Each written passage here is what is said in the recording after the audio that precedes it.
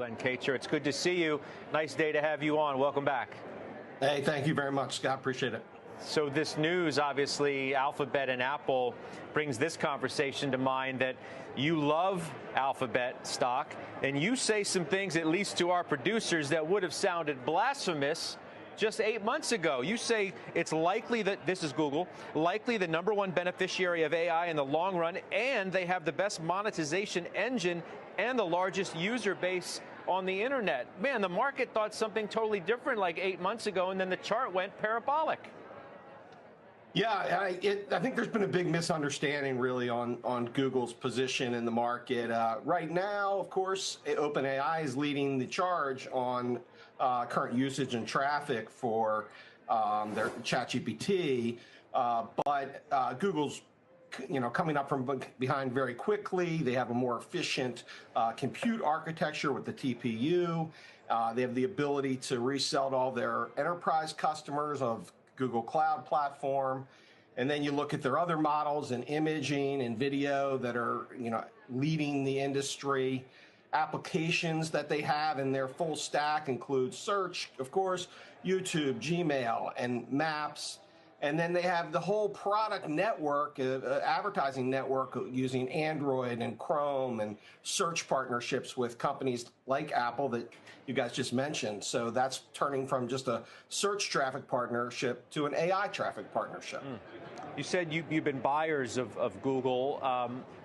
How recent, and where along the roadmap that I just showed, which is the chart, which shows the stock just ramping straight up and to the right? Yeah, we bought quite a bit in the middle of the year, starting in the late spring, and I've been adding recently as the stocks come back a little bit. So we're very excited. If you look at it, if OpenAI maybe goes public at $1 trillion, that's 25 times forward revenue, we think. Google trades at 10 times revenue, trades at 29 times consensus, 26 earnings, and it's growing earnings at 35%. It just is an incredibly well-run company doing incredible capital allocation today. And then you've got things like Waymo on the upside and really upsetting the entire auto market perhaps in the long run.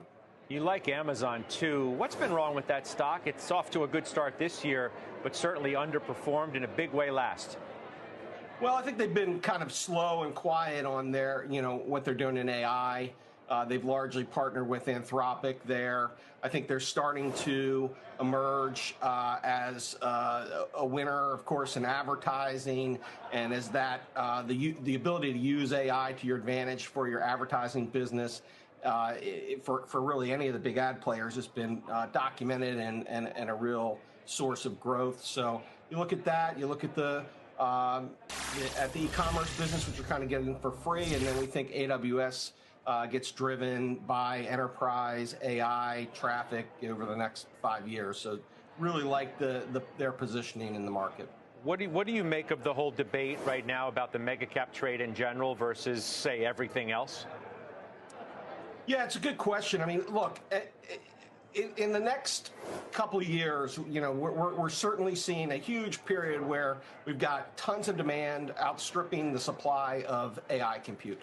And so that's causing these hyperscalers, X out NVIDIA, but the hyperscalers of the Mag 7 are having to fund this. And you're seeing them now, they're up to around 73% of their operating cash flow going to CapEx in 2026. This is a big adjustment from these companies that were throwing off tons of free cash flow just a couple of years ago. So the market has to deal with that. The market also has to deal with, OpenAI, which is, trying to borrow effectively the balance sheets, hundreds of $1 billion worth of balance sheet from Oracle, SoftBank, ARM, and CoreWeave.